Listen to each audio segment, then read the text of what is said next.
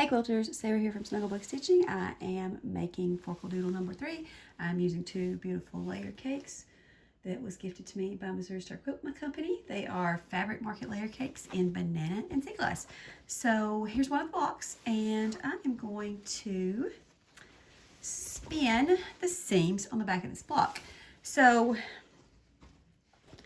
to spin the seams, the first thing you're going to do is you're going to take out some stitches. So this long stitch line right here, that is the stitches you're going to remove, and you're going to stay above this stitch line for the cross section seam when you remove them.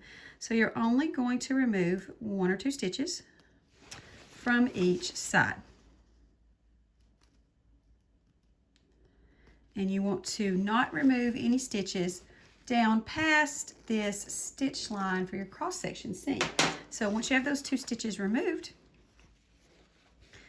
you can spin your seams. So what you're going to do with that is you're going to get this seam right here, and you're going to put your hands kind of in the middle, and you're going to pull those apart.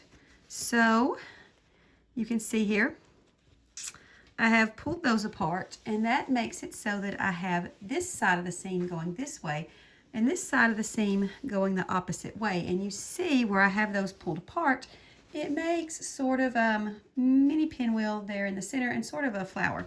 This spinning seams technique is great for pinwheels, pinwheel type blocks, and it's also perfect for this Forkledoodle quilt pattern that I'm using.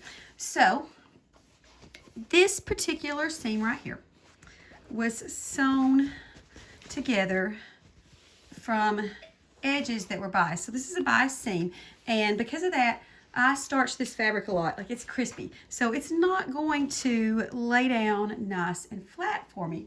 So I'm just going to approach pressing it just a little bit different. So I'm going to push these seams down. Usually I would just press these seams down and press this seam from the top, because this doesn't like to lay as flat. Like, you look at the block from the front, you can see that it sort of wants to keep this little curve, like this little bubble up shape, just because that fabric is so crispy, starched so crispy, that it's not gonna just fall over. So what I'm going to do, I'm going to kind of hold this one seam the direction that I want it to go. So I want it to go this way. I'm going to flip this over, and I'm going to just sort of finger press that seam in that direction, and I'm going to get my iron, and I'm going to press up really close to this place where all the fabrics meet up, but not right at it. Then I'm going to flip it over to the other side of that seam and just sort of finger press the other side of that seam in the opposite direction from that one. So finger press that in the opposite direction and press that seam up to about the point in the center where they meet up. And then flip over to the other side, and I'm going to press down on that. And now that's got that seam nice and flattened out. And when you turn it over to the other side, you can, if you want to, give it another press from the top if you want to. Most of the time it's not going to be necessary. Then you have a block that lays nice and flat, and then when you turn your block over, you have all of your seams going in opposite directions, so that it's easy to nest the seams when you sew your final quilt together.